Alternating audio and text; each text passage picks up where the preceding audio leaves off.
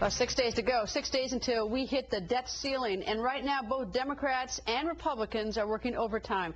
They both need to satisfy factions within their own parties to grab the votes that are needed. But our next guest says we shouldn't focus on the far left and the far right, but rather have a center-out approach. Democratic Congressman from Pennsylvania, Jason Altmire, joins us. Good evening, sir. Center-out approach, what is that?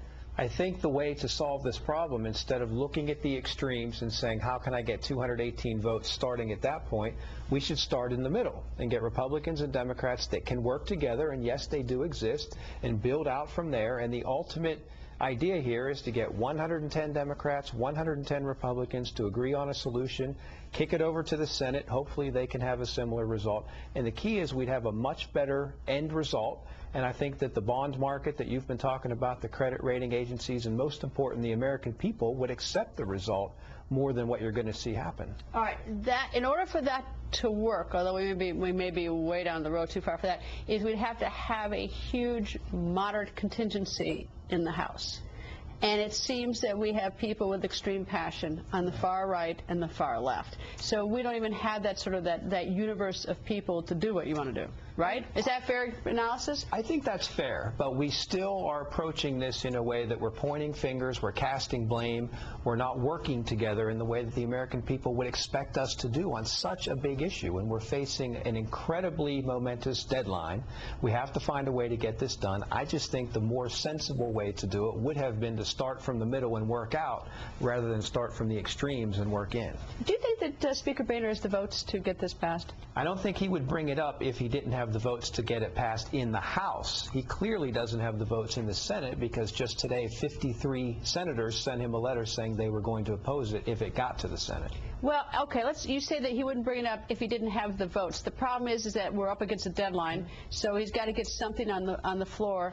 And secondly, it's like, what excuse could he use to hold it off even for another day or two? I mean, it's like, I would think that even if we're close, that you sort of stand at the door and you glare at everybody who comes in who might be on the fence. I guess that's possible. The Tea Party contingent is unhappy with the bill. A lot of the groups that represent that constituency are unhappy with the bill.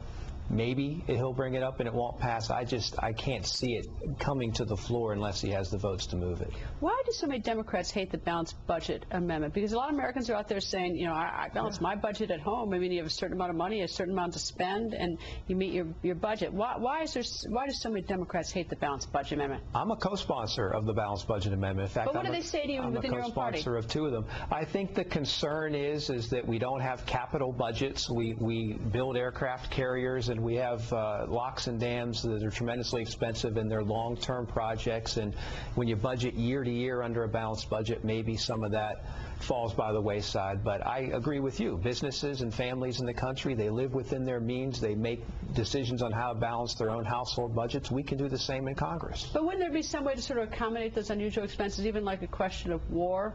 I mean, if you have a balanced budget and you balance it for the next couple of years, it's with the expectation you're going to live in peace, and then some war happens, some 9/11, things change. All the balanced budget amendments do have a contingency for exceeding the balance cap if there's an event of war or national security implications. So that exists. Again, I support it. And in the 1990s, when the balanced budget came up, we got over 100 Democrats to support that. So there is precedent for Democrats supporting it. Any sort of estimate tomorrow for the vote in the House? How many Democrats will vote for?